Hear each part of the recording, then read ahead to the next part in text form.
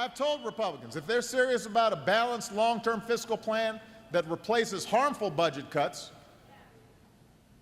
that would get serious about a long-term plan that prevents those 900,000 jobs from being lost, that helps grow the economy, that helps the middle class, I am ready to go.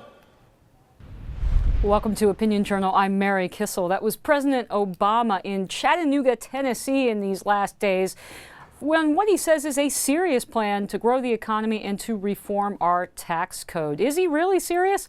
Editorial board member Joe Rago joins me now. Joe, more of the same, or is this some kind of new offer to Republicans? Well, look, I think it's new in terms of its creativity. What the president is basically saying is he'll trade a tax increase for the spending that he already supports.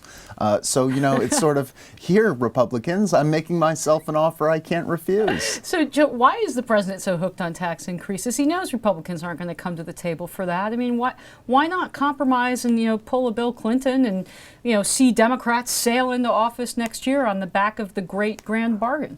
Look, there's two reasons. Partially, I think it's just ideological. The president is committed to higher taxes. You know, there was that famous moment in 2008 where he was asked, would he support a capital gains tax increase, even if it resulted in less revenue? And he said yes, in the interest of fairness. Okay, so he's ideologically committed to higher taxes. Right, and I think there's also a political goal here. He's trying to look reasonable, set the Republicans up as obstructionists, and set the table going into the 2014 midterm election. Okay, but Joe, as I understand it, he's proposing a tax cut for corporations, but to keep taxes on small businesses very high. So how does he sell that? I mean, if anything, this is the anti-big business president. He's demonized business. Right. Well, what he wants to do is take the 35% top corporate rate, which is the highest in the industrial world, bring it down to 28%, and then clean out all the deductions, essentially broaden the base. The problem with that is it's really not in any business's interest to pay a higher rate.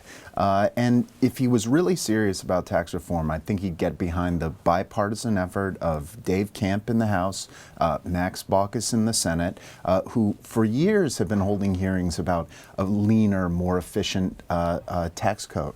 But Joe, as I understand it, though, Republicans have been just as hesitant to contribute to that quote-unquote bipartisan effort in Congress as Democrats have. So is that also part of the problem, that, you know, it's really Marco Rubio and maybe a couple of other guys that have offered ideas on the Republican side? Right. I think there's definitely a hesitancy to contribute because, one, a lot of people benefit from the status quo.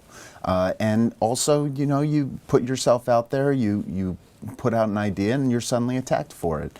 I don't think that's particularly useful for the Republicans, but there are some real reformers who are trying to change the system. Would it be useful to have the president involved in those discussions, really, given his record when he goes down to Congress and gets involved in other policy-making measures, like, for example, immigration reform? Right. I mean, there's that famous anecdote from the immigration debate where Bob Menendez goes, "Mr. President, we can't have you involved in this. It will never happen if you are."